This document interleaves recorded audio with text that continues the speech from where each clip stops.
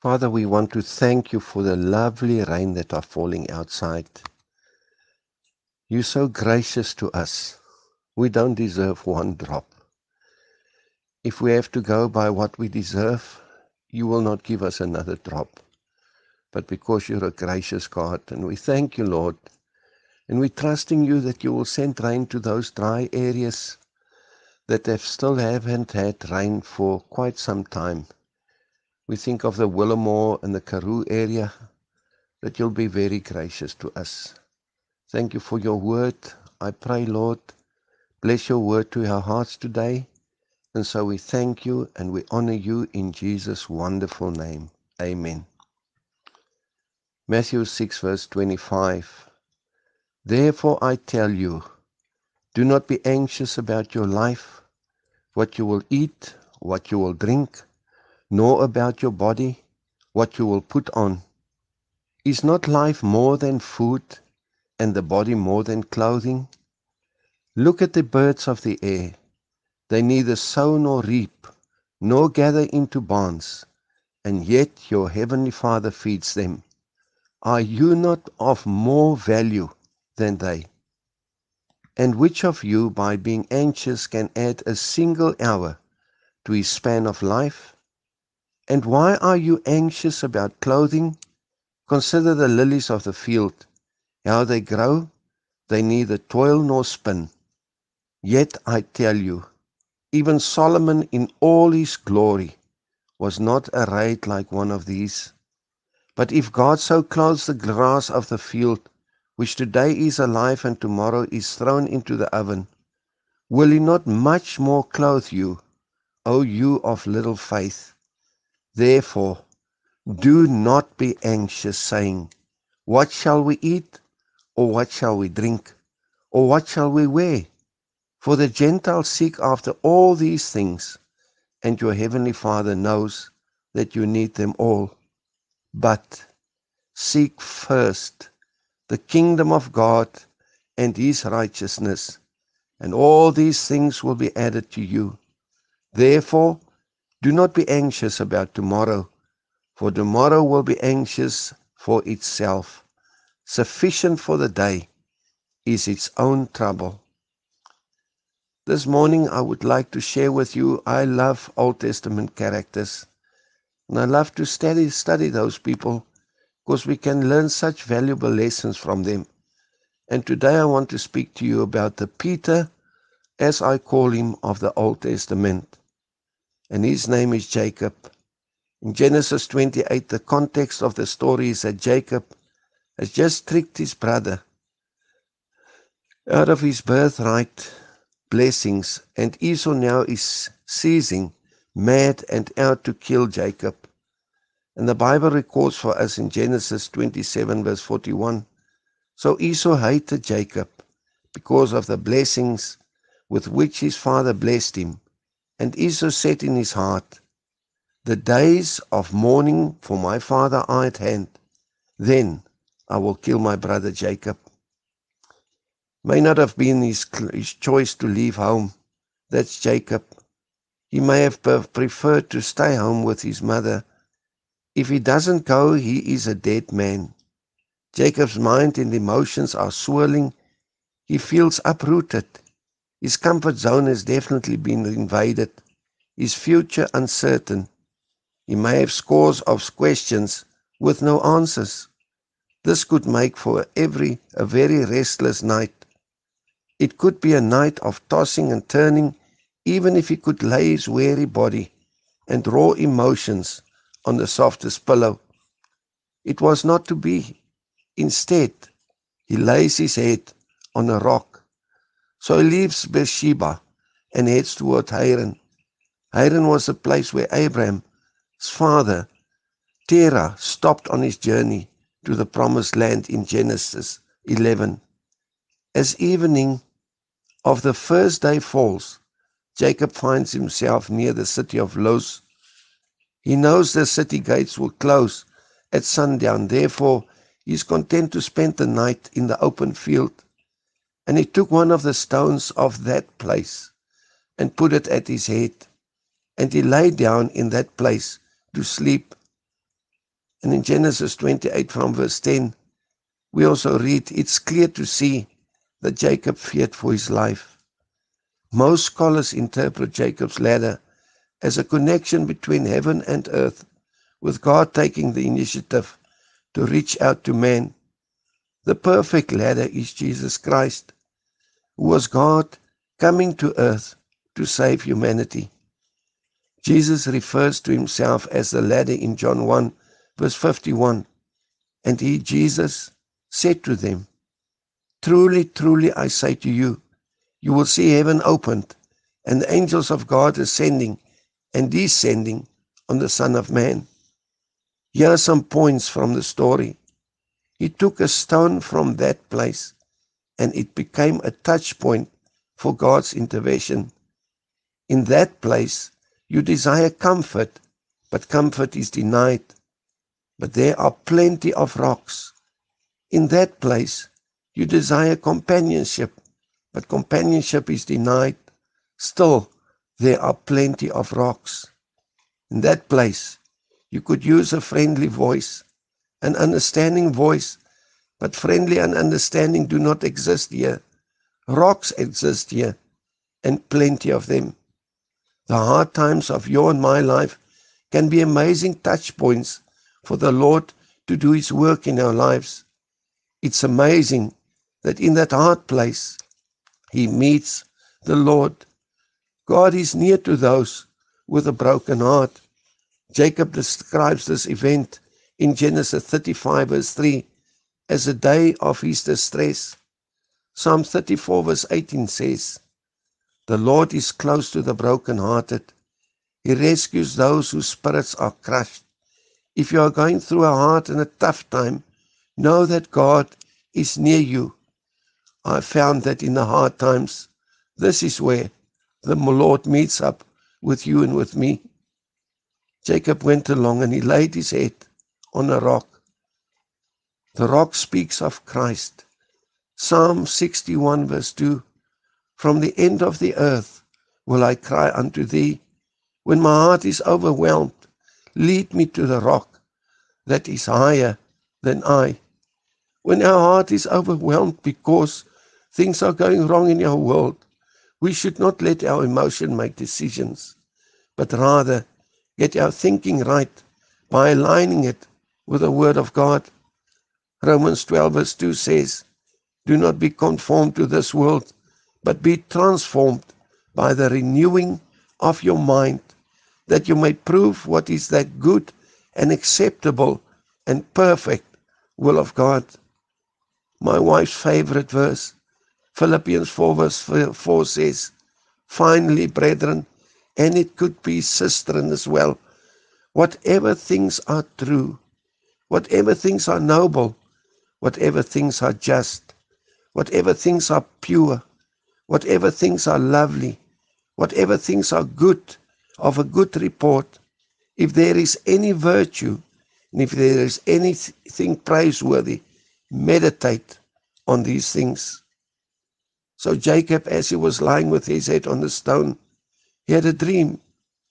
Are you trying to climb to heaven on a ladder of your own good works and behavior? Are you taking the ladder of God's plan of salvation, his Son Jesus Christ? A ladder always takes you to the next level. Genesis 28 verse 11 and 12 speaks of a divine ladder. Jacob needed a ladder. On his own, he was unable to bridge the gap between the human and the divine. As a scoundrel, liar, and cheat, he was not able to enter into a clear and constant communion with God. He was isolated on the desert floor, without hope of divine guidance in his life. Yet, precisely at this point of need, Jacob had a strange dream consisting of a ladder, angels ascending and descending, and God's voice speaking from heaven. And this is what the Lord said, I am the Lord, the God of your grandfather Abraham, the God of your father Isaac. In chapter 28, the Lord now gives Jacob precious promises, and you can go and read it. He gives him a promise of a place. The ground you are lying on belongs to you. A promise of influence. Your descendants will be numerous. Promise of his presence. I am with you. Promise of protection. I will protect you. Promise of a future. I will bring you back to this land. And a promise of fruitfulness. I will fulfill everything I've promised. The Lord now breathes vision and life into his future. Jacob has just deceived his father, fled from his brother who wants to kill him. His future is looking bleak. And in the hard place, as he takes a stone in the hard times and engages with the supernatural, God begins to speak into Jacob's future. Maybe as you listen to this, you need to know that God wants to speak into your future. He wants us to engage afresh with him. Why is it that hard times seem to produce something in your life that is then useful for his kingdom? The Bible says, unless a grain of wheat falls into the ground and dies, it cannot bring forth life. The outer hard husk of the wheat grain must die and be broken in order for life to germinate. It's the same in our lives. It is up to us on how we react to the tough seasons of our lives. Jacob sees the Lord at the top of the ladder. He learned via the vision of a ladder that communication between heaven and earth was possible. Angels ascending and descending between heaven and earth shows him that God's messengers are doing God's business constantly. To me, this is a most wonderful promise. Genesis 28 verse 15. Behold, I am with you and will keep you wherever you go and will bring you back to this land. For I will not leave you until I've done what I've promised. The Lord is standing above our circumstances, problems, cares, and our pillows of stone. He's the Lord God. He's the ruler of everything. There is no match to his power and might to save. Genesis 28 verse 16 says, Then Jacob awoke from his sleep. And in this lockdown time, many of us need to awake from our sleep and our busyness with all sorts of things that has got no eternal value. May we awake from our complaining. May we awake from our whining. May we awake from feeling sorry for ourselves. May we awake from making excuses. May we awake from blaming others. May we awake to the full awareness of God's promise, his provision, and his presence. Then he goes on to say, Surely the Lord is in this place, and I did not know it. In the hard times, we have to challenge ourselves about what we say. What is the vocabulary of our lives and our mouths? Often in hard times, the words we speak can become very negative. Surely the Lord is in this place, and I knew it not. God is in the hard times, but we so often don't know it. He anoints the hard place and calls it the gateway of heaven. Think about that. The hard seasons that you are in right now just may be the gateway to heaven for you and for me. And the city Luz, that name means a place of deviation. Hard times are an opportunity to deviate from the will of God, or an opportunity to turn towards the will of God. We can turn these opportunities for deviation into a gateway toward heaven. He takes a rock and anoints it with oil. Olive oil has been a staple food in the Mediterranean for thousands of years, and some olive trees, which are hundreds of years old, still bear fruit. The process for making olive oil is relatively simple. The olive harvest is the first step in making olive oil.